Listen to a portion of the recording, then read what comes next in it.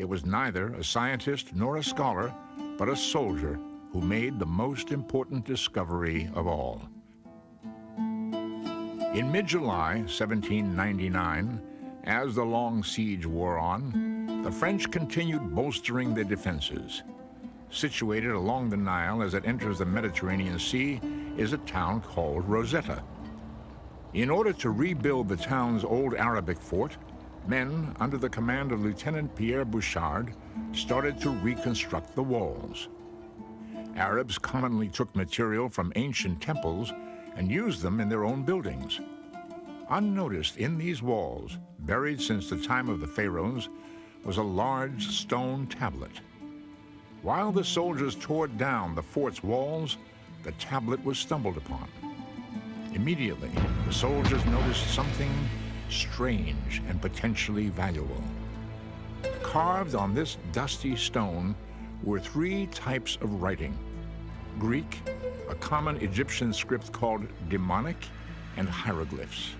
The stone was a kind of magical discovery, and I think it is a piece of extraordinary luck that whoever was there had the perspicacity and the interest to say, gosh, you know, what have we got here? Could be important, key to the hieroglyphs. One can imagine that a less well-informed officer might have said, oh, no, it's just an old stone, build it into the fort. People have often said, you know, thank God it was a French officer, not a British officer, because, you know, they were perhaps a little more intellectually minded. Dubbed the Rosetta Stone, it measured 3 feet 9 inches high and 2 feet 4 inches wide. It weighed nearly 1,500 pounds. French General Jacques Menu ordered it sent to the Institute in Cairo to have the Greek translated. What did it say? Could the Greek be used to translate hieroglyphs? The discovery caused an immediate sensation. The Greek language was understood, so scholars quickly translated the text. It was a decree honoring a Greek pharaoh, Ptolemy V, on his 1-year anniversary.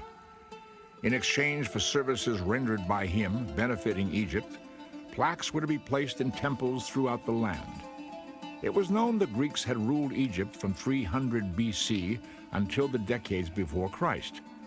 How did this tablet survive for over 1,800 years? Did others exist?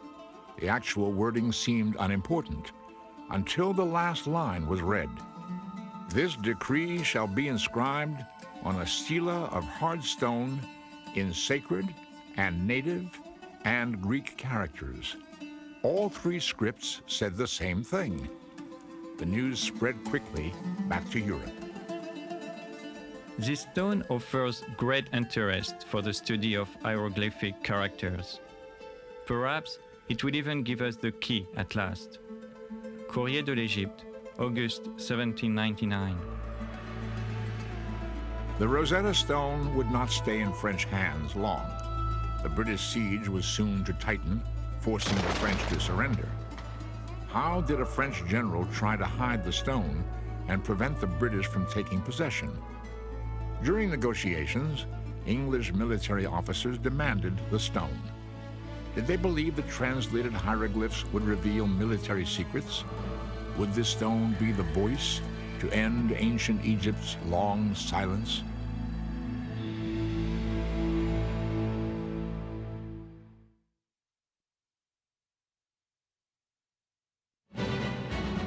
Napoleon's 2-year military campaign in Egypt was a complete disaster. Over 9,000 men were killed, and the French Navy was decimated by the British.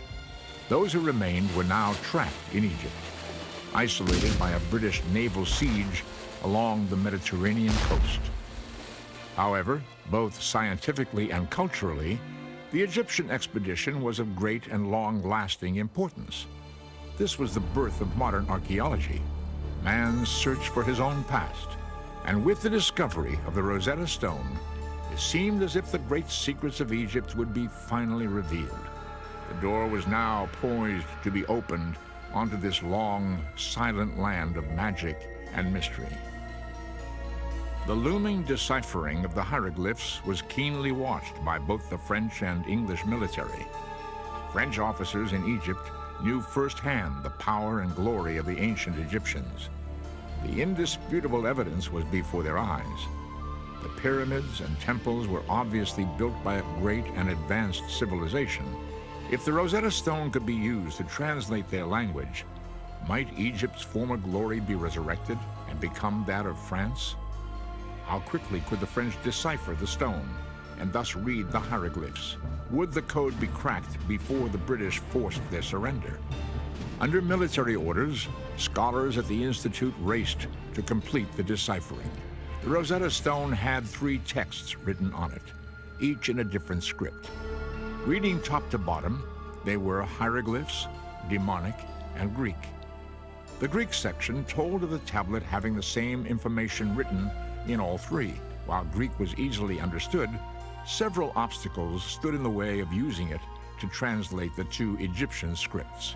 First and foremost, nobody had been able to speak or read either Egyptian language for almost 2,000 years. The French had no idea as to what any of the Egyptian symbols or words meant. Were the signs phonetic, like an alphabet, or were they pictorial, like Chinese character writing? Without any clues, they had to start from scratch. A second hurdle was that the stone was broken at the top and sides. The hieroglyphic section at the top was the most damaged. Only 14 lines of text existed. The demonic section in the middle had all of its 32 lines of text, but was broken along the right side. The Greek section consisted of 54 lines. The frustrated French had no way of knowing which words or lines of text matched up with which Greek words.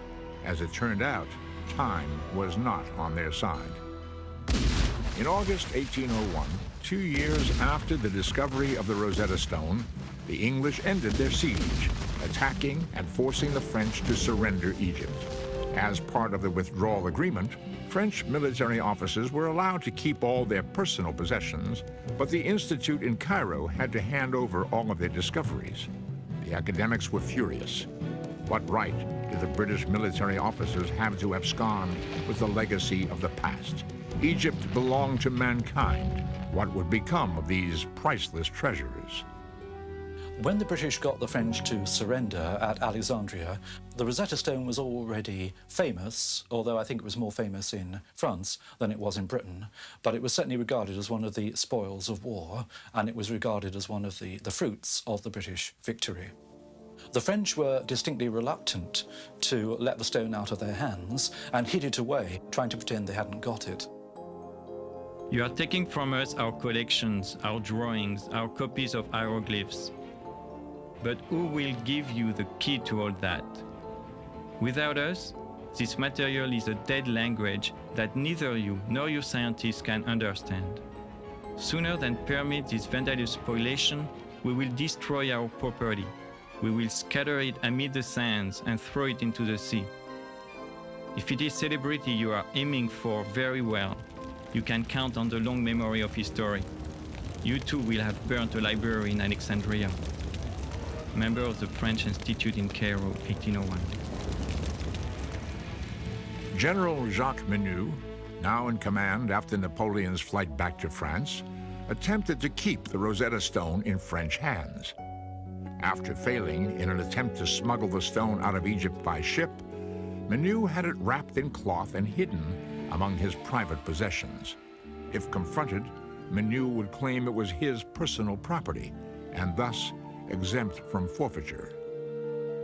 Knowing the French would try to slip the Rosetta Stone out of the country, the British military brought in William Hamilton from Greece to Egypt. He had an eye for the antiquities of the world.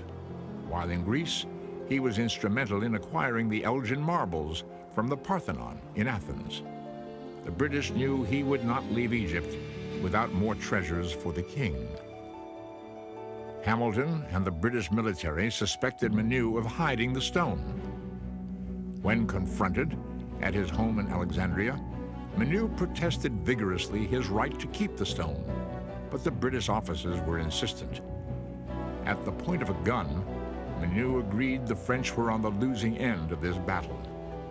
Rather than destroy the stone, Manu agreed the British were stronger and had won the right to this most valuable of trophies. William Hamilton confirmed the stone was authentic, and the British Army finally took possession of their prize. The Rosetta Stone was immediately shipped back to England, arriving in February 1802. England now had the key, but the French had made copies. The race began in earnest now to see who would decipher its cryptic mysteries first. With all the power and riches of Egypt at hand, fame and glory was destined to the man who found the key. As nations watched, top scholars battled each other to be the one who opened the door. How did bitter rivalries develop between friends?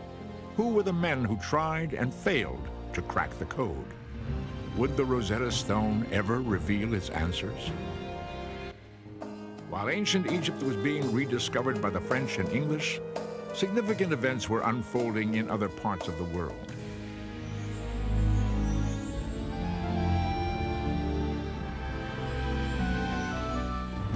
The United States of America doubled its size by signing the Louisiana Purchase in 1803. Captains Lewis and Clark would soon lead a 2-year expedition across this uncharted land. Thomas Elgin captured the public's imagination when he arranged to take sculptures from the Parthenon in Greece and have them shipped to England. And in China, after nearly 4,000 years of rule, the dynastic era was nearing its end. The Manchu dynasty would be its last. At the beginning of the 1800s, reports from newly explored parts of the world amazed the European and American public. No discovery was too incredible. Anything seemed possible. As news of Egypt's wealth of wonders began to circulate, the fascination for all things Egyptian became insatiable. There was a feeling that the hieroglyphs contained secrets about the gods, the universe, astronomy, that were simply not known to ordinary people. There was curiosity right from the start because the things are so obvious and so pictorial, and above all because they've been associated with the temples, the priesthood. There was a feeling that they had to contain mysteries, that hieroglyphs weren't just ordinary writing, that there you had a civilization that if only you could crack the mystery would tell us things that nobody had ever thought of.